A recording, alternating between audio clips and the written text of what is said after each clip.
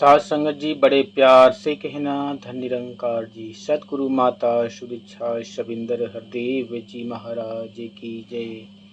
निरंकारी राजमाता गुरबचन अवतार की जय। प्यार से कहना धन निरंकार जी। दास आप जी के समक्ष विचार रखने जा रहा, सब प्रवान करिएगा। जो भी त्रुटियां हों अपने चरणों का बालक समझ के बख्श लेना और चरणों से सदा लगाए रखना। प्यार से कहना धन निरंकार जी। संतों महापुरुषों साध संगत जी, भक्ति करने से क्या जन्म मरण के चक्र छूट सकते हैं, इस बात पर विचार रहेगा, आशाएं प्रवान करिएगा। तो भक्ति साध संगत जी अपने आप में एक बहुत ही आनंददायी सुखदायी चीज है। जो इस भक्ति पथ पर चलता है उसे भौतिक और आध्यात्मिक दोनों तरह से लाभ होता है। लेकिन साध संगत जी हर किसी कार्य में कुछ नियम होते हैं, कुछ कायदे होते हैं। उसको बिना जाने बिना समझे किसी कार्य को करने में बहुत सारी दुविधाएं कठिनाई आती हैं।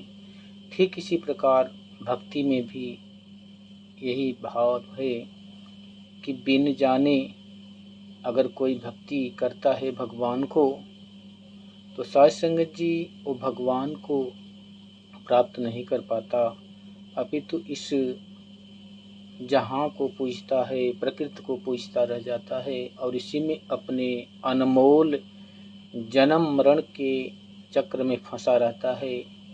इतना सुंदर जन्म पाकर भी इंसान इस भवसागर से नहीं निकल पाता।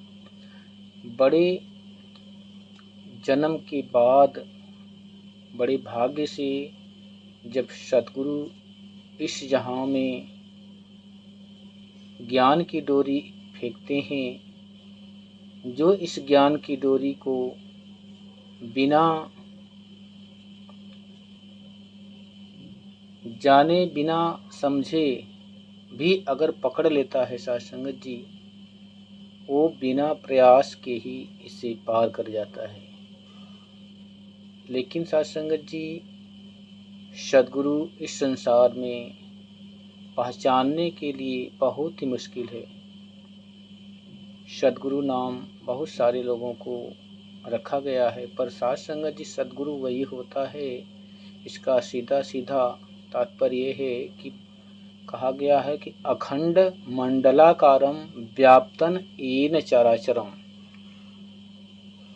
तत्पदम दर्शितम एनम तस्मै श्री गुरुवे नमः।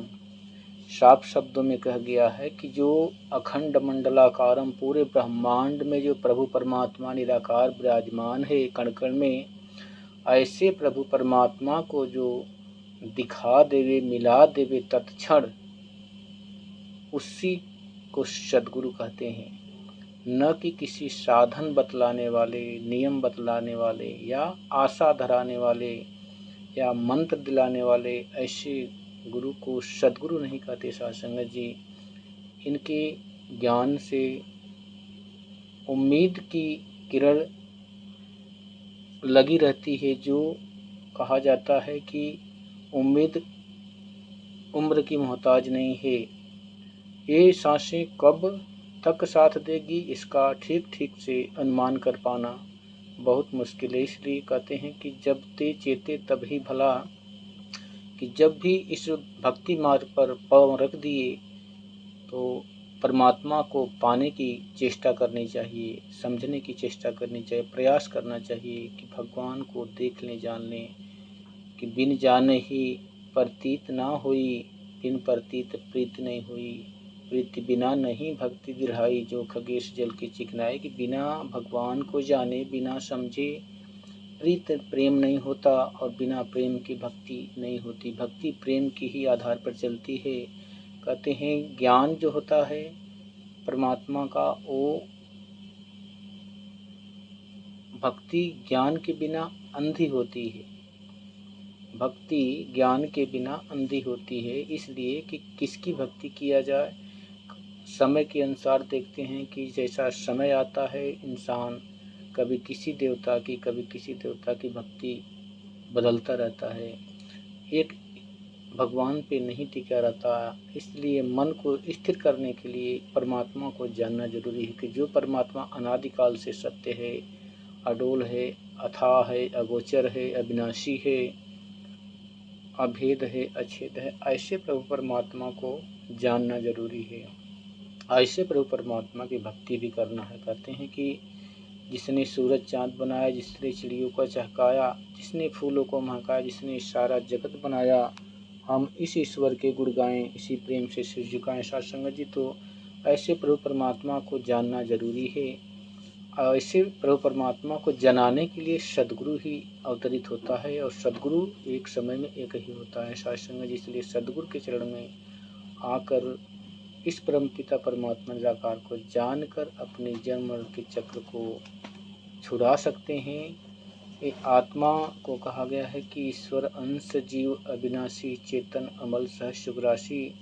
ये आत्मा ईश्वर की अंश है, ये चेतन सत्ता है मानव शरीर में। जब ये इस गुरु के चरण में बंधती है सत्संग जी, तब इसको प्रीति भक्ति और भगवान से होती है।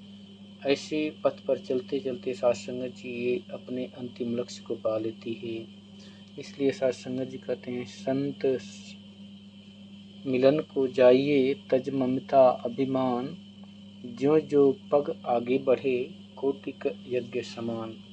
जब संत जीवन में मिलते हैं सत्संग जी, तब सदगुरु का मिलना स्वाभाविक हो जाता है, आसान हो जाता है, क्योंकि संत पहले ही मिलते हैं, सदगुरु बाद में। सदगुरु की पहचान संत ही कराते हैं, नहीं तो इंसान मानव शरीर में सदगुरु के रूप को देखकर भ्रम खा जाता है और अपने जैसा ही जानकर वो अनदेखा कर देता है और चूक कर जाता है सत्संग जी। इसलिए संत जो होते हैं सदगुरु के चरणों से जुड़े होते हैं, और संत मिला देते हैं सदगुरु से, और सदगुरु भगवान से मिला देते हैं सत्संग जी। ये कड़ियाँ आपस में जुड़ी हुई हैं।